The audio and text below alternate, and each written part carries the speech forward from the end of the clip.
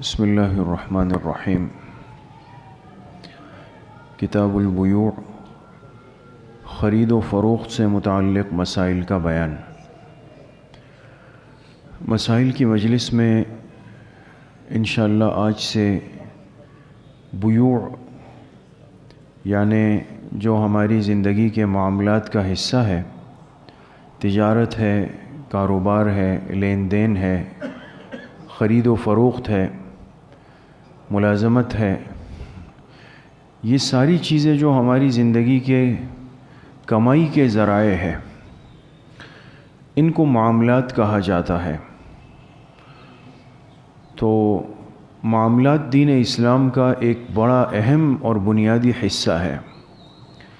چونکہ بار بار یہ بات عرض ہوتی ہے اور ہر مسلمان کو اس سے واقف ہونا چاہیے کہ جس دین سے اللہ پاک نے ہماری نسبت رکھی ہے یعنی دین اسلام، یہ ایک ضابطۂ حیات ہے، یعنی زندگی کے گزارنے کا ایک سلیقہ اور طریقہ اس میں بیان کیا گیا۔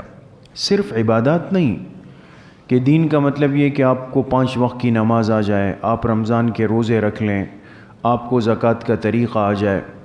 یہ عبادات دین اسلام کا ایک شعبہ ہے، ایک حصہ ہے، لیکن اس دین کی خصوصیت یہ ہے کہ یہ صرف مسجد کے لیے نہیں، صرف اعمال کے لیے نہیں، بلکہ ایک انسان کی پیدائش سے لے کر اس کی موت تک اس کو جو کچھ دیکھنا ہے، جو کچھ سہنا ہے، جن مراحل سے گزرنا ہے، ساری چیزیں اللہ پاک نے اس مبارک دین کے اندر رکھی ہے۔ اور جناب رسول اللہ صلی اللہ علیہ وسلم کی زندگی کو ہم سب کے لیے اسوہ حسنہ فرمایا گیا کہ ایک نمونہ اور بنیاد ہے۔ تو آپ کی زندگی اسی وقت نمونہ بن سکتی ہے کہ جب ہمیں پتہ ہو کہ آپ علیہ السلام نے تجارت فرمائی تو کیسے فرمائی ہے، آپ کی جو بازار سے آنے جانے کی زندگی تھی وہ کیسی تھی، خرید و فروخت کی زندگی تھی وہ کیسی تھی۔ ساری چیزیں، صرف چند چیزوں کا مجموعہ نہیں، پوری زندگی۔ تو ایک اہم شعبہ ہمارے دین کا وہ معاملات کا ہے، اور یہ نہایت اہم اس لیے ہے کہ اس سے دنیا کے ہر انسان کا واسطہ پڑتا ہے، اس لیے کہ اللہ پاک نے لازم کیا کہ انسان جب شادی شدہ ہو، بیوی بچوں والا ہو، یا اس کے ماں باپ بوڑھے ہو جائیں تو وہ کیا کرے، محنت کر کے رزق حلال کمائے، خود بھی کھائے، اپنے اعزہ اقارب بچوں رشتہ داروں کو بھی کھلائے گا۔ اب اس کمانے کے لیے اس کو محنت کرنی ہے۔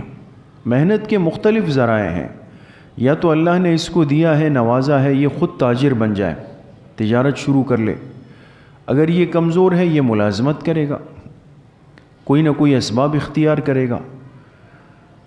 تو یہ زندگی کا بہت اہم حصہ ہے، لیکن نہایت افسوس کی بات یہ ہے کہ امت مسلمہ کی طرف سے سب سے زیادہ غفلت معاملات کے حصے میں آتی ہے، بلکہ آج تو بعض مسلمان اس پہ ناراض بھی ہوتے ہیں کہ اگر ان کو اس معاملے میں کوئی رہنمائی کی جائے، گائیڈ کیا جائے کہ بھئی یہ معاملہ ہے، آپ اس کی پہلی تسلی کر لیں، آپ علماء سے، مفتیان اکرام سے پوچھ لیں کہ یہ جو نیا پیکیج آیا ہے، یہ جو نئی اسکیم آئی ہے، یہ جو نئی صورت آپ کو دی جا رہی، صحیح بھی ہے یا نہیں ہے۔ باقاعدہ اس پہ بعض لوگ ناراض ہوتے ہیں کہ بھئی اس سے کیا کام ہے دین کا، مولویوں کا، انہوں نے تو ہر چیز کو ناجائز حرام ہی کہنا ہے۔ تو نظر کس چیز پر ہے کہ بس ایک چیز میں مجھے فائدہ ہو رہا ہے، میں نے 5 دیے، مجھے 10 مل رہے ہیں۔ بھئی کیسے مل رہے ہیں اور کیوں مل رہے ہیں؟ ایک آدمی اپنے جیب کی چیز اٹھا کے آپ کو کیسے دے رہا ہے؟ جب عقل اس کو تسلیم نہیں کرتی تو انسان اس یہاں کیوں اتنا سادہ بن جاتا ہے؟ اس لیے میرے عزیزوں، دوستوں، بزرگوں، یہ بہت ہی محدود اور ایک عارضی مختصر زندگی ہے جو بہت تیزی کے ساتھ جا رہی ہے۔ انسان جتنا بھی دنیا کما لے، بہت زیادہ کما لے، لیکن اس نے کھانا کیا ہے؟ وہ ہمارے ایک ساتھی تھے، پہلے یہاں آتے تھے، آج کل بیمار ہیں، اللہ شفا نصیب فرمائے۔ وہ اللہ پاک نے اس وقت ان کو بڑا کام دیا ہوا تھا، وسعت دی تھی۔ وہ ہمیشہ مجھے کہتے تھے، امام صاحب میں لوگوں سے کہتا ہوں کہ میرے پاس لاکھوں روپے اس وقت موجود ہوتے ہیں ہر مہینے، لیکن مجھے ایک وقت میں صرف 2 روٹی کھانے کی ہمت ہے، اس سے زیادہ تو نہیں ہے۔ میں کیا کروں گا ان پیسوں کو؟ ایک مہینے میں 60 لاکھ کی کمائی ہے تو وہ نوٹ کو نوالا نہیں بنا سکتا ہوں، پھر بھی وہی 2 روٹی کھاؤں گا میں۔ تو انسان کا رزق اور غذا تو متعین ہے، اس سے آگے نہیں جا سکتا۔ جتنا زیادہ ہوگا اب اس کے لیے فکر کرنی ہوگی آپ کو کہ کیا کریں، اب اس کی زکوٰۃ نکالنی ہے، صدقہ فطر نکالنا ہے، میراث میں ہے تو حصے نکالنے ہیں، پڑوسیوں کے، رشتہ داروں کے، غربا کے حقوق نکالنے، ساری چیزیں جڑ جائیں گی اس میں۔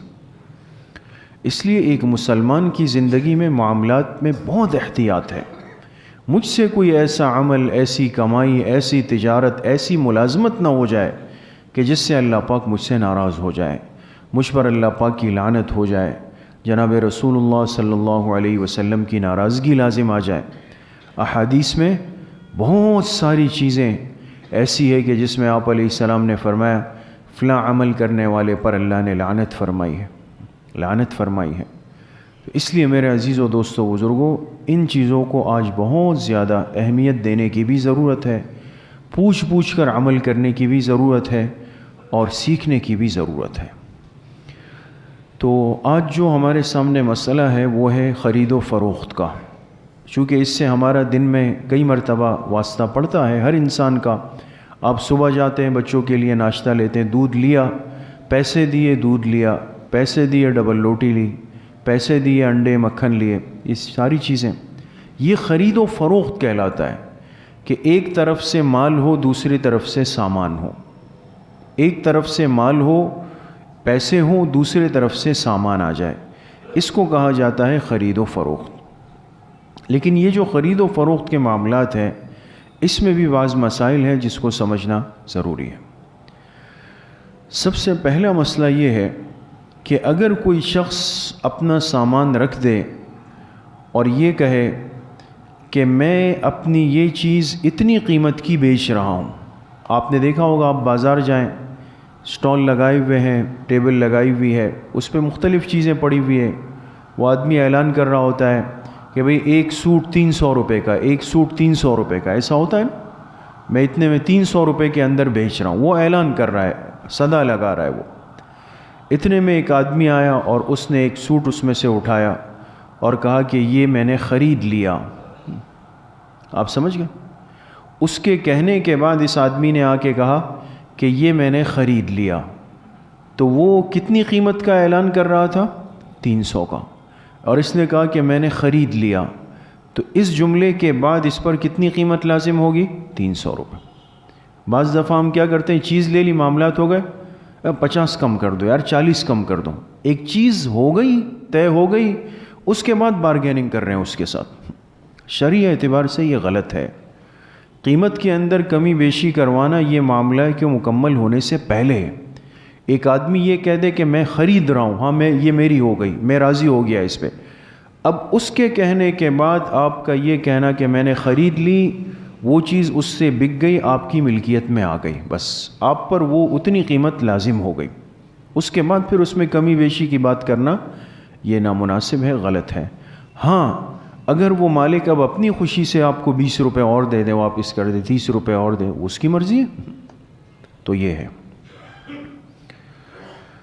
اچھا، اسی طریقے سے ایک صورت یہ ہے کہ ایک آدمی نے اپنا سامان رکھا ہوا ہے، وہ کچھ بھی نہیں بول رہا۔ بہت سارے تاجر ایسے ہوتے ہیں کہ ان کی چیزیں پڑی ہوئی ہیں دکان میں یا ٹھیلے پہ یا اسٹال پہ، وہ خاموش بیٹھے ہوئے، اور ایک گاہک خریدار کسٹمر آتا ہے، وہ ان چیزوں میں دیکھا، اس نے ایک تولیہ اٹھایا اور کہا بھئی یہ مجھے 60 روپے میں دے دو گے؟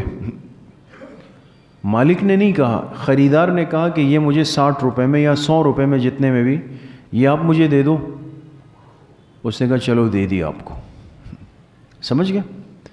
تو بیچنے والا خود نہیں کر رہا اعلان، نہ وہ قیمت بتا رہا ہے، جو خریدار آیا اس نے خود وہ چیز اٹھائی اور اس کی قیمت اس کے سامنے رکھ دی، 60 روپے، 100 روپے، 200 روپے، اور جب اس سے رکھی تو اس نے کہا ٹھیک ہے چلو بیچ دیا آپ کو۔ اس سے بھی سودا مکمل ہو جائے گا۔ سمجھ میں آ گئی؟ یہ اس کا مالک بن جائے گا، اس کے ذمے اس کی قیمت لازم ہو جائے گی۔ اچھا، اسی طریقے سے ایک صورت یہ ہے کہ کسی شخص نے جا کر کے بیچنے والے تاجر کے ہاتھ پر کچھ رقم رکھی اور اس کے سامان میں سے ایک چیز اٹھا لی۔ کیا مطلب؟ گیا دیکھا کہ بھئی اس نے ٹھیلا لگایا ہوا ہے، اس میں بہت ساری چیزیں پڑی ہوئی. اس نے جا کے اس میں سے موبائل کا ایک چارجر اٹھایا. نہ وہ زبان سے کچھ بول رہا ہے بیچنے والا، نہ خریدنے والا کچھ بول رہا ہے. اس نے جا کے وہ چارجر اٹھایا، جیب میں سے 200 روپے نکال کے اس کو دے دیے مالک کو. اس نے 200 روپے گن کر اپنی جیب میں رکھ دی. کوئی بات نہیں ہوئی دونوں کی آپس میں. چیز اٹھائی گئی، قیمت دی گئی، اس نے پیسے دیکھ کر جیب میں رکھ لیے. اس کا خاموشی سے قیمت رکھ لینا کس بات کی دلیل ہے؟ کہ وہ اتنے پیسوں پر کیا ہو چکا ہے؟ راضی ہو چکا. تو چاہے انہوں نے زبان سے کچھ بھی نہیں کہا، لیکن برضا و خوشی جانبین نے، اس نے چیز اٹھائی، پیسے دیے، اس نے قبول کر لی، یہ معاملہ بھی درست ہو جائے گا اور وہ پیسوں کا مالک بن جائے گا، یہ اس چیز کا مالک بن جائے گا.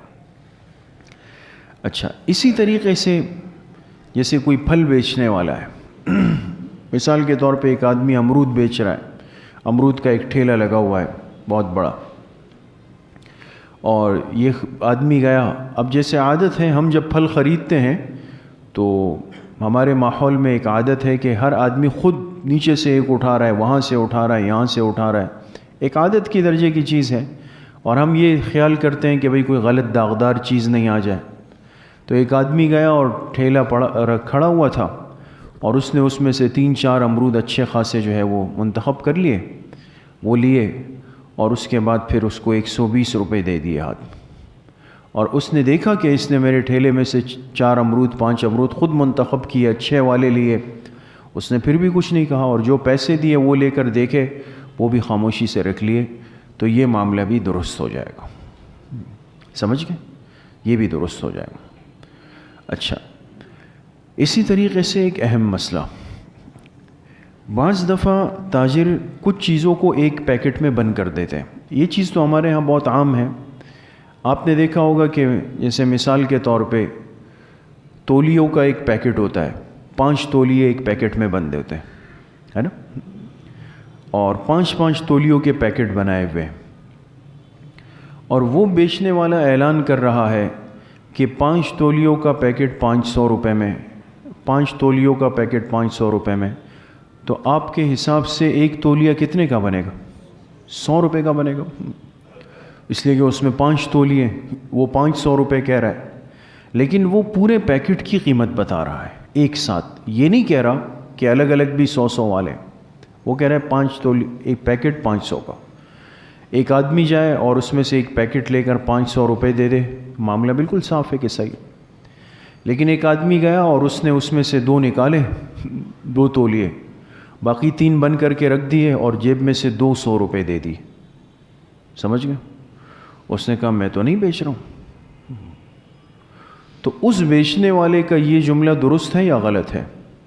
درست ہے، بالکل درست ہے. اس لیے کہ ہمارا ذہن، میں نے آپ حضرات سے اسی لیے پوچھا نا کہ ایک تولیہ کتنے کا ہے، آپ حضرات نے فرمایا 100 روپے کا. جو تاجر ہوتا ہے اس کا اپنا ایک ذہن ہوتا ہے.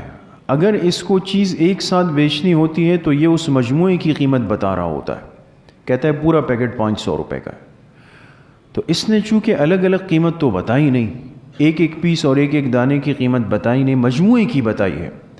لہٰذا خریدار اگر پورا پیکٹ خریدے گا تو ان کی بے مکمل ہو جائے گی. اگر وہ اس میں سے چند حصے نکال کے اور پھر اس کی قیمت دے اور پھر اس کے منع کرنے پہ ناراض ہو کہ بھئی آپ غلط بول رہے ہو، تو یہ درست نہیں ہے. وہ بالکل صحیح بول رہا ہے. البتہ دوسری صورت یہ ہے کہ وہ اگر کہے کہ بھئی ایک پیکٹ 500 روپے کا اور پیکٹ میں سے ایک دانہ 100 روپے کا، الگ الگ کی بھی وضاحت کر رہا ہے، تو پھر بالکل صحیح ہے. پھر چاہے کوئی پورا لے لے، چاہے اس میں سے 1 نکال لے، 2 نکال لے، 3 نکال لے، 4 نکال لے، جو بھی نکالے تو وہ بھی درست ہو جائے گا. تو بہرحال اس میں ان چیزوں کا اعتبار کرنا بھی ضروری ہے. اچھا، اسی طریقے سے اس خرید و فروخت بیع و شراء میں یہ بات شرعی اعتبار سے بہت ضروری ہے کہ جو چیز خریدی اور بیچی جائے ہر اعتبار سے اس کو واضح کر دیا جائے. کوئی بات ایسی گول مول نہ رکھے جس سے بعد میں جھگڑا بننے کا امکان ہو. دیکھیں، شریعت میں ایک اصطلاح ہے جس کو کہتے ہیں سد للذرائع. ہر ایسی چیز جو آگے چل کر نزاع اور اختلاف کا باعث بن سکتی ہے اس کو پہلے سے ہی شریعت نے منع کر دیا. آپ سمجھ گئے؟ جو آگے چل کر بن سکتی ہے اس کو پہلے سے ہی کہا کہ نہیں بھائی یہ نہیں ہو سکتا. لہٰذا اب مثال کے طور پہ ایک آدمی سامان لگا کے ڈھیر لگا کے بیچ رہا ہے. خریدنے والا آیا, ہاں بھائی کیا ریٹ لگائے ہوئے ہیں؟ کہ آپ لے لیں, کر لیں گے, بات کر لیں گے. بہت سارے ہوتے ہیں نا اس طرح, کہتے ہیں آپ لے لیں, بات کر لیتے ہیں. یہ مبہم اور مجہول بات ہے. یہ اس کو قیمت کی وضاحت نہیں کر رہا, اس کو اب کہہ رہا ہے کہ ہاں آپ لے لیں. اب یہ ایک ایسی بات ہے جو آگے چل کر نزاع کا باعث بن سکتی ہے.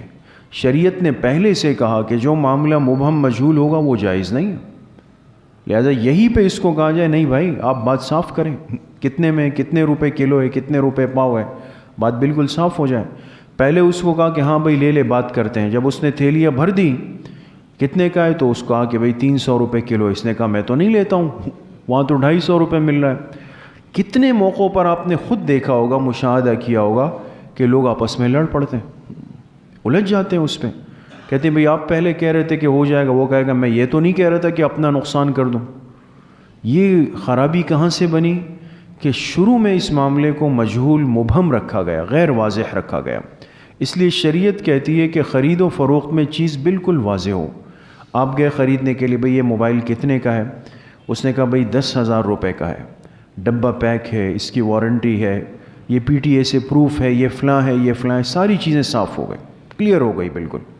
اب آپ کہیں 10,000 میں لینا ہے یا آپ کو کم کرنا ہے, اب آپ بات شروع کریں گے. یہ تو پہلے چیز لے لی اور پھر بعد میں قیمت پہ لڑ رہے ہیں یا دوسری باتوں پہ لڑ رہے ہیں, اس کو شریعت منع کرتی ہے. لہٰذا ہر معاملے کو شروع میں واضح کر لیا جائے, قیمت مقرر کر لی جائے, طے کر لی جائے. اگر کسی نے معاملے کو مبہم اور مجہول رکھا تو یہ بیع سرے سے منعقد ہی نہیں ہوگی. اسی طریقے سے خرید و فروخت کے اندر ایک بہت ہی اہم مسئلہ, اگر انسان کوئی چیز پیسوں کے عوض خریدے تو اب سوال یہ ہے کہ اس کے لیے قیمت دینا پہلے ضروری ہے یا سامنے والے کو سامان دینا ضروری ہے. اگرچہ ایک چیز معاشرے میں رائج ہوتی ہے, ہم چھوٹی چیز سے لے کر بڑی چیز جب خریدتے ہیں, دکان میں جاتے ہیں تو کیا ہوتا ہے بھئی وہ پہلے دودھ کی تھیلی پکڑاتا ہے, پھر ہم اس کے پیسے دیتے ہیں, ایسا ہی ہے نا. لیکن ایک شرعی اعتبار سے اگر آپ مسئلے پر آئیں, مثال کے طور پہ ایک آدمی گیا, ایک دکاندار سے کہا بھئی 3 کلو دودھ دے دیں. اس نے تھیلی بنا دی. اب جب تھیلی بنا دی, اس نے ہاتھ بڑھایا, اس نے کہا پہلے پیسے دیں. اس نے کہا میں چور لگ رہا ہوں, پہلے آپ دودھ دیں. اس نے کہا پہلے پیسے دیں. اب سوال یہ ہے شرعی اعتبار سے کہ دکاندار صحیح کر رہا ہے یا یہ خریدار صحیح کر رہا ہے, یعنی کس کے ذمے پہلے اپنی چیز دینا لازم ہے, وہ دودھ کی تھیلی پہلے دے یا یہ پہلے قیمت دے. آپ سمجھ رہے ہیں بات کو؟ شرعی تقاضا اور ضابطہ یہ ہے کہ بیع و شراء میں, خرید و فروخت کے اندر جب انسان قیمت یعنی پیسوں کے عوض کوئی سامان خرید لے, چاہے وہ سامان کھانے پینے کا ہو یا جس بھی چیز کا ہو, اور آپس میں نزاع اور اختلاف کی کیفیت بن جائے, تو ایسی صورت میں قیمت کی ادائیگی پہلے ضروری ہے, سامان کی وصولی اس کے بعد ہوگی. سمجھ گئے آپ حضرات بات کو؟ یہ صورت ہے. اگرچہ ہمارا ذہن شاید اس کے الٹ ہوتا ہے کہ بھئی چیز پہلے آئے پیسے بعد میں, لیکن شریعت کا حکم یہ کہ پہلے اس کو آپ اس کی قیمت دیں, پھر اس سے اس کا سامان وصول کر لیں. یہ تو وہ صورت تھی کہ آپ پیسے دے رہے تھے, سامنے والے سے سامان لے رہے. اچھا, ایک صورت یہ ہے کہ اگر دونوں طرف سے پیسے ہوں یا دونوں طرف سے سامان ہو, یہ اس کی صورت بن سکتی ہے کہ دونوں طرف سے پیسے ہوں, بالکل بن سکتی ہے. جیسے مثال کے طور پہ آپ گئے اور کرنسی ایکسچینج والے کے پاس آپ نے کہا جی مجھے $500 چاہیے. ڈالر بھی ایک رقم ہے, اور اس نے کہا ٹھیک ہے $500 آج کل جو ہے اس کے 7,500 روپے بن رہے ہیں, وہ آپ دے دیں. تو اب وہ کہے بھئی آپ پہلے ڈالر دیں, یہ کہے آپ پہلے پیسے دیں. ایک صورت. دوسری صورت یہ کہ دونوں طرف سے سامان ہو. جیسے مثال کے طور پہ ایک آدمی گیا موبائل مارکیٹ میں, وہ کہا کہ یار میرا یہ موبائل ہے, مجھے جو ہے یہ موبائل بیچنا ہے. اس نے کہا بھئی میرے پاس پیسے تو نہیں ہیں, لیکن اگر آپ اس کے عوض دوسرا موبائل لینا چاہیں تو موبائل لیں. موبائل کے بدلے میں موبائل, پیسوں کے بدلے میں پیسے، دونوں طرف ایک ہی چیز آ رہی ہے، اور پھر آپس میں اختلاف ہو جائے تو فقہا فرماتے ہیں ایسی صورت میں کوئی مقدم و مؤخر آگے پیچھے نہیں ہوگا، بلکہ لو اور دو، یعنی ایک ہاتھ سے یہ رکھے دوسرے ہاتھ سے وہ رکھے، دونوں برابر برابر وصول کر لیں، ادا کر لیں اور خدا حافظ ہو جائے۔ تو یہ بہرحال خرید و فروخت سے متعلق کچھ بنیادی مسائل تھے، باقی انشاءاللہ آئندہ مجلس میں اللہ پاک صحیح عمل کی توفیق نصیب فرمائے۔ الحمدللہ رب العالمین والصلاة والسلام علی سید الانبیاء والمرسلین۔